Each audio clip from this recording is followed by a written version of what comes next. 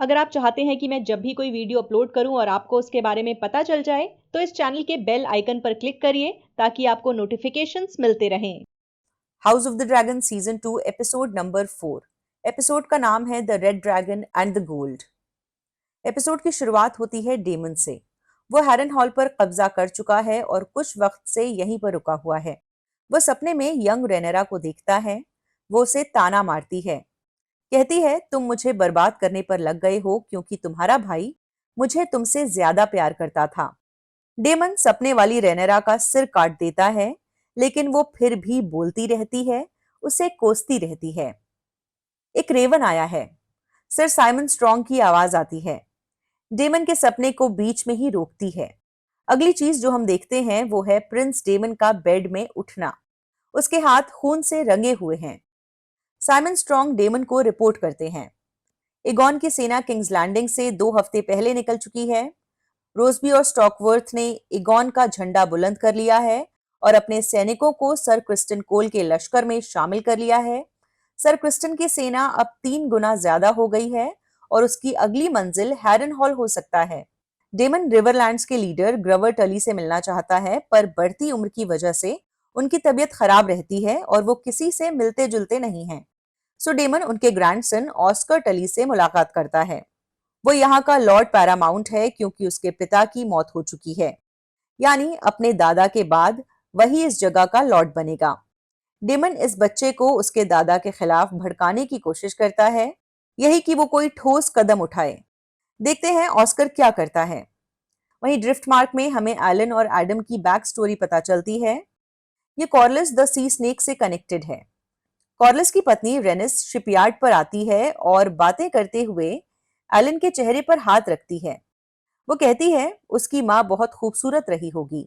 बाद में वो अपने हस्बैंड से कहती है, मुझे पता है ये कौन है कॉर्लिस। रेनिस उसे कहती है कि एलन का पास्ट उसकी गलती नहीं है। तो जैसा कि बुक्स में दिया गया है, एलन कॉर्लिस की नाजायज औलाद है। खैर, वो बताती है कि उन्हें बेला और जेस की काउंसिल में मदद करने के लिए ड्रैगन स्टोन जाना होगा। वहीं ड्रैगन स्टोन पर रेनेरा का काउंसिल बेसब्र हो रहा है।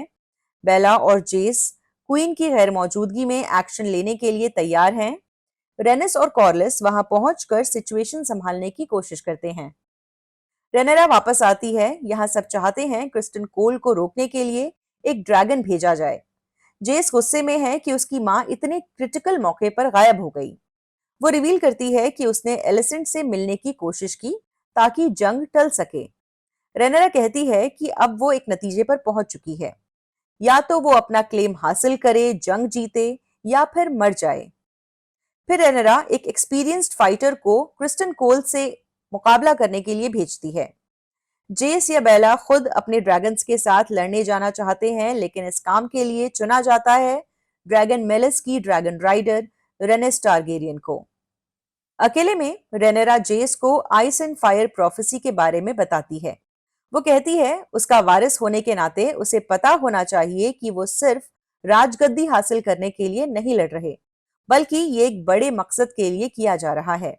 रेनेरा अपने बेटे को एगॉन द कॉन्करर के सपने के बारे में बताती है, ये कि टारगेरियंस वेस्टेरोस क्यों आए, उनकी असली लड़ाई किससे है। इस बारे में अगर आप और कुछ जानना चाहते हैं तो ऊपर दिए गए लिंक पर क्लिक कर सकते हैं। चलते हैं किंग्स लैंडिंग। एलिसेंट रेनेरा के साथ हुई अपनी बातचीत से हिल गई है, साथ ही वो प्रेग्नेंट भी है। यह ग्रैंड मिस्टर ऑरवेल एलिसेंट के लिए एक एबॉर्शन पोर्शन लेकर आते हैं। इनके बीच बातचीत होती है कि ये पोर्शन एलिसेंट की एक फ्रेंड के लिए है, लेकिन ऑब्वियसली ये बस बात करने का तरीका है। दोनों को सच पता है। वैसे एलिसेंट ग्रैंड मेस्टर से पूछती है कि क्या विसेरिस एगॉन को थ्रोन पर बिठाना चाहता था। ग्रैंड मेस्टर कहता है उसे इस बारे में कुछ नहीं पता, ये भी बस बात करने का तरीका है। सच दोनों को पता है। लेरिस एलिसेंट से मिलने पहुंचता है। उसे पोषण के बारे में पता है और वो जाहिर भी करता है। फिर वो नोटिस करता है कि एलिसेंट कौन सी किताब पढ़ रही है। वो कहता है कि उसे पता नहीं था कि वो अपने लेट हस्बैंड की तरह हिस्ट्री में इंटरेस्टेड है। एलिसेंट अब भी कश्मकश में है। बहुत सोचने के बाद वो इस नतीजे पर पहुंचती है कि विसरस के आखिरी शब्द क्या थे, लेकिन ये मायने नहीं रखता। फर्क इस बात से पड़ता है कि जंग कौन जीता। हैरन हॉल में डेमन नींद से जग गया है, वो किले में भटकता है। इसी दौरान वो एलिस रिवर्स से मिलता है। ये एक हीलर है, इसे पिछले एपिसोड में भी दिखाया गया था। वो कुछ जड़ी बूटी टाइप बना रही है, साथ ही उसे हैरन हॉल पर लगे श्राप के बारे में भी बताती है। कैसे ब्लैक हैरन ने वेयरवुड के पेड़ों को काट दिया था। इन्हें हार्ट ट्रीज कहा जाता है। इनमें उन लोगों की आत्माएं बसी हैं जो उनसे पहले से यहाँ पर थे। कहते हैं उनकी सरगोशियां कभी कभी सुनी जा सकती हैं। फिर वो आगे बताती है, जिस बेड पर तुम सोते हो वो भी एक ऐसे ही हार्ट ट्री से बना हुआ है। क्या तुम्हें कुछ खास महसूस हुआ? फिर वो अपनी बनाई मेडिसिन उसे पिलाती है। अगले सीन में डेमन हाउस ब्लैकवुड के सर विलियम ब्लैकवुड से मिलता है। वो याद दिलाता है कि उसने कभी रेनेरा के लिए रिश्ता भेजा था और वो उसकी रिस्पेक्ट करता है। वो डेमन का साथ देने का वादा करता है अगर डेमन ब्रैकन्स के खिलाफ न्याय में कोई कड़ा कदम उठाए। यानी बैटल ऑफ द बर्निंग मिल के बाद भी ब्लैकवुड्स और ब्रैकन्स का मसला सुलझा नहीं है। चलते हैं सर क्रिस्टन कोल के पास। वो कई बैटल्स जीतते हुए यहाँ पहुंचे हैं। अभी वो हाउस ड्रैगन के लोगों के सामने रेनेरा के लिए अपशब्द बोल रहे हैं। साथ ही टीम एगॉन में शामिल होने के लिए भी कह रहे हैं, यही कि या तो वो उनके साथ शामिल हो जाएं या मारे जाएं। लॉर्ड गंथर डार्कलिन उनका साथ देने की बजाय मरना चूज करते हैं। क्रिस्टन कोल जल्द ही उनका सिर धड़ से अलग कर देता है। किंग्स लैंडिंग में एगॉन कभी स्मॉल काउंसिल की बातों से बोर होता है, कभी गुस्सा होता है। वो कह रहा है कि डेमन हैरन हॉल अपने कब्जे में ले चुका है। राजा साहब लेरिस पर गुस्सा निकालते हैं क्योंकि हैरन हॉल स्ट्रॉन्ग घराने का फैमिली कैसल है। लेरिस का मानना है कि हैरन हॉल डेमन का वक्त तो बर्बाद करेगा ही, साथ ही उसे पागल कर देगा। वैसे स्मॉल काउंसिल के सामने वगार की भूख भी एक बड़ा मसला है। इसके साथ ही वो लोग सर क्रिस्टन की बैटलफील्ड में मिल रही सफलताओं पर भी चर्चा करते हैं। एमंड रुक्स रेस्ट पर मार्च करने का प्लान बनाता है, जो एगॉन को अच्छा नहीं लगता। उसे लगता है कि उससे तो कोई कुछ पूछ ही नहीं रहा, सब लोग आपस में प्लान बनाए जा रहे हैं। काउंसिल के सामने एमंड हाई वेलेरियन भाषा में स्विच करता है। वो एगॉन को बेटर स्ट्रैटेजी सजेस्ट करने के लिए कहता है। एगॉन के पास कोई प्लान नहीं है, उसे तो हाई वेलेरियन बोलनी भी नहीं आती।